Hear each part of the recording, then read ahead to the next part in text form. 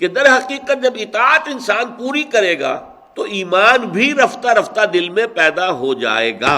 یہ بھی در حقیقت اس کا ایک ثمرہ ہے.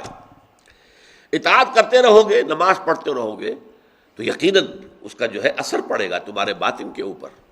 اللہ کے احکام پر عمل کرو گے، زکوٰۃ دیتے رہو گے، اور جو احکام ہیں ان پر، اور جو حرام چیزیں ان سے اپنے آپ کو روکو گے، اللہ نے حرام ٹھہرا دی ہے، تو اس سے خود بخود تمہارے دلوں میں ایمان پیدا ہوگا. یہ گویا کہ ایمان حقیقی تک رسائی کا ایک راستہ بھی ہے. تو گویا کہ یہ زیرو لیول جو میں نے آپ کو بتایا تھا، یہ زیرو لیول ہے اس آیت میں، آیت نمبر 14 میں جو بیان کیا جا رہا ہے کہ تم نہ مومن ہو نہ منافق ہو. منافق وہ ہیں جو دھوکہ دے کر کہہ رہے تھے کہ ہم ایمان لے آئے. مومن وہ ہیں جو واقعتاً دل سے یقین کر کے ایمان لے آئے. اب بیچ میں وہ لوگ ہیں کہ جو نہ تو دل میں یقین پیدا ہوا ہے، نہ ہی وہ دھوکہ دینا چاہتے، تو وہ زیرو لیول پر کھڑے ہیں. مسلم ہیں لیکن اس زیرو لیول پر آدمی قائم نہیں رہ سکتا.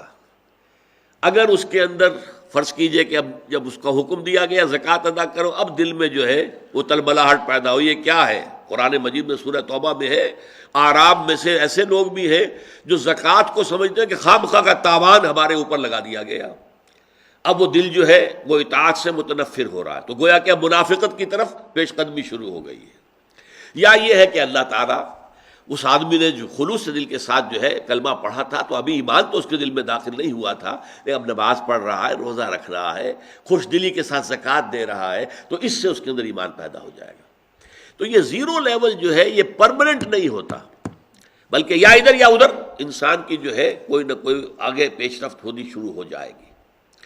اور سب سے بڑی بات جو میں آپ کو بتا چکا ہوں کہ اس آیت کا اصل اس سورہ مبارکہ کا جو ایکسس ہے، جو عمود ہے، اس سے تعلق کیا ہے کہ اسلامی ریاست میں شہریت کی بنیاد اسلام ہے، نہ کہ ایمان. ایمان ہم نہیں سمجھ سکتے کہ کسی کے دل میں ہے کہ نہیں ہے. یہی وجہ ہے کہ ایک اہم واقعہ ہوا تھا حضرت اسامہ ابن زید کے ساتھ رضی اللہ تعالی عنہما. حضرت زید کو حضور نے اپنا منہ بیلا بیٹا بنایا تھا، اور اسامہ ان کے بیٹے ہیں. تو حضور کو اتنی محبت تھی اسامہ سے کہ جیسے کسی کو شخص کو اپنے پوتے سے ہوتی ہے. تو اسامہ کا معاملہ یہ ہوا کہ ایک جنگ میں، ایک جہاد میں، ایک قتال میں ایک کافر کے ساتھ دو بدو مقابلہ ہوا. اس کافر نے جب دیکھا کہ اب میری پیش نہیں جا رہی، بس ہو گئی ہے، کلمہ پڑھ دیا، اشہد ان لا الہ الا اللہ واشہد ان محمد رسول اللہ. اب اگر ہم بھی ہوتے وہاں اسامہ کی جگہ، ہم بھی یہی سمجھتے کہ اس نے یہ جھوٹ موٹ کا جان بچانے کے لیے کلمہ پڑھا ہے، کیونکہ بے بس ہو گیا تھا، موت نظر آ رہی تھی. لہذا انہوں نے تلوار نہیں روکی، گردن اڑا دی.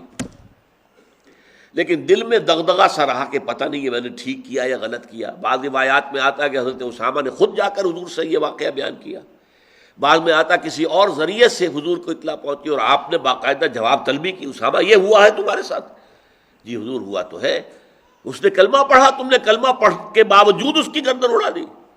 اب حضور اس نے جان بچانے کے لیے کلمہ پڑھا تھا.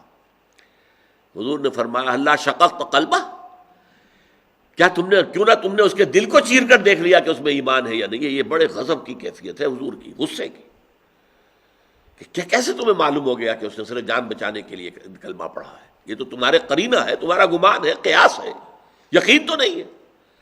اور کیا کرو گے اے اسامہ قیامت کے دن جب یہ کلمہ تمہارے خلاف استغاثہ لے کر آئے گا؟ اے اللہ میرے ہوتے ہوئے اسامہ نے ایک شخص کی گردن اڑا دی. تو یہ ہے اہمیت اسلام کی بھی. یہ نہ سمجھیے کہ اسلام کی کوئی اہمیت ہی نہیں ہے. اسلامی ریاست کا شہری جو ہے مسلمان ہے، اسلامی معاشرے کا فرد مسلمان اسلام کی بنیاد پر ہے. ہاں آخرت میں سارا معاملہ ایمان حقیقی کی بنیاد پر ہوگا. وہ اگر ہے تو ٹھیک ہے، پھر نجات ہے، کامیابی ہے، فلاح ہے، فوز ہے. وہ نہیں ہے تو پھر کوئی نجات کی شکل نہیں ہے.